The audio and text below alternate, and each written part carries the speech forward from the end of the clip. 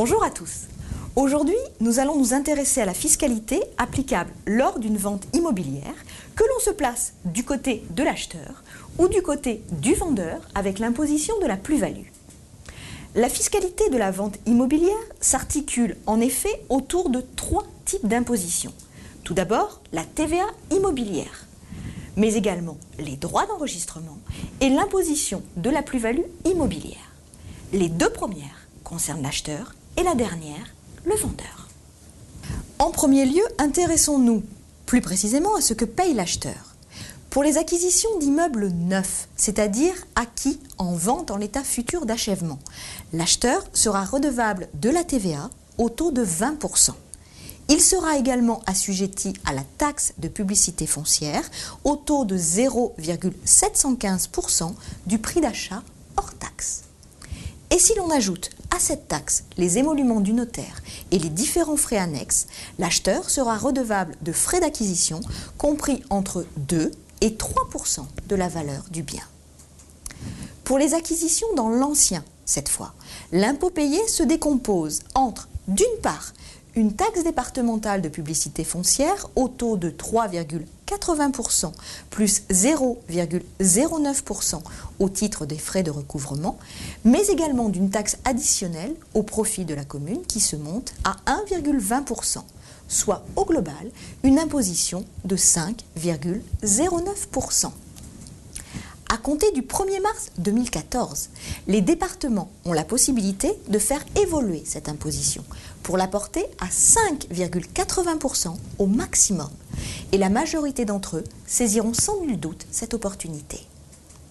Si l'on ajoute à ces impositions les émoluments du notaire et les différents frais annexes, un acheteur dans l'ancien sera redevable de frais d'acquisition qui peuvent être estimés à 7% de la valeur du bien, taux qui pourra être porté à 8% en fonction des dispositions prises par les départements. Après avoir envisagé la fiscalité qui attend l'acheteur, intéressons-nous à présent à celle à la charge du vendeur.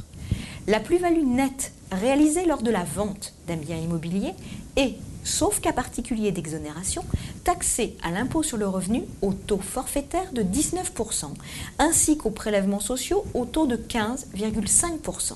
Cette plus-value nette est déterminée par différence entre le prix de cession et le prix de revient du bien, duquel il convient de défalquer un certain nombre d'abattements.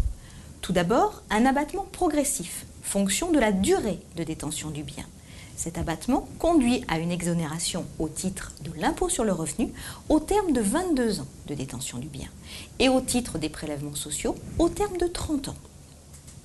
Par ailleurs, si la cession est réalisée entre le 1er septembre 2013 et le 31 août 2014, elle ouvre droit à un abattement supplémentaire de 25%. Sachez que si le montant de la plus-value nette ainsi calculée est supérieur à 50 000 €, une taxe supplémentaire qui s'échelonne entre 2 et 6% sera due, ce qui peut porter le taux d'imposition global à 40,5%. Il convient toutefois de rappeler que des exonérations, tant au niveau de l'impôt sur le revenu que des prélèvements sociaux, sont toutefois prévus, notamment en cas de cession de la résidence principale ou en cas de première cession d'un logement pour ceux qui ne sont pas propriétaires de leur résidence principale et à la condition qu'ils respectent un certain nombre de conditions.